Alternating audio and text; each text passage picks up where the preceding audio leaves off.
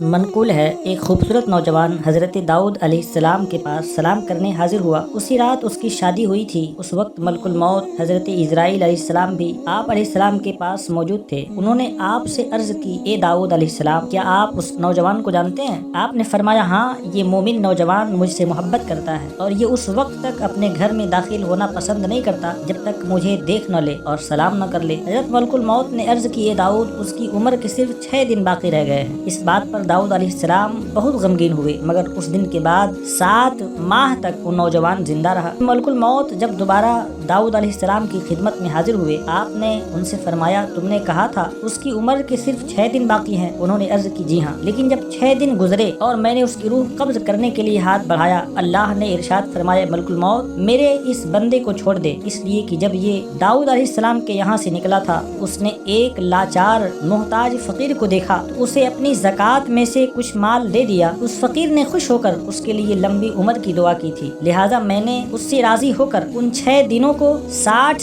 سال میں بدل دیا اور اس پر مزید 10 سال اور بڑھا دیے۔ تم اس کی روح اس مدت کے پورا ہونے تک قبض نہ کرنا، اور میں نے لکھ دیا ہے، یہ نوجوان جنت میں داؤد علیہ السلام کا رفیق ہوگا۔ حضور نبی کریم صلی اللہ علیہ وسلم کا فرمان ہے، ہر دن آسمان سے 72 لعنتیں نازل ہوتی ہیں، ان میں سے ایک یہود پر اور دوسری نصارہ پر اور باقی 70 لعنتیں زکوٰۃ ادا نہ کرنے والوں پر نازل ہوتی ہے۔ ہر وہ مال جس کی زکوٰۃ ادا کی جاتی ہے، اس کا ادا کرنے والا اللہ کا حبیب بن جاتا ہے، اور جب وہ مر جاتا ہے اور مال گھر والوں کے قبضہ میں چلا جاتا ہے، اب چاہے گھر والے اس مال کی زکوٰۃ ادا کریں یا نہ کریں، فرشتے اس مرنے والے کے لیے قیامت تک نیکیاں لکھتے رہتے ہیں، اور وہ عذاب قبر، عذاب جہنم سے نجات پا کر جنت میں داخل ہوگا۔ اور ہر وہ مال جس کی زکوٰۃ ادا نہ کی جائے، وہ مال اس کا مالک خبیث ہے، اس کا گناہ قیامت تک صاحب مال کو ہوتا رہے گا، اگرچہ وہ مال ایسے ورثہ کے پاس چھوڑ کر چلا جائے جو اس کی زکوٰۃ ادا کریں۔ اور وہ بندہ جو اپنے مال کی زکوٰۃ خوش دلی سے ادا کرتا ہے، وہ مال قیامت کے دن نور کا ہار بن کر اس کی گردن میں آ جائے گا۔ وہ نور مومنین پر اس قدر روشنی کرے گا کہ اس کی روشنی میں پل صراط سے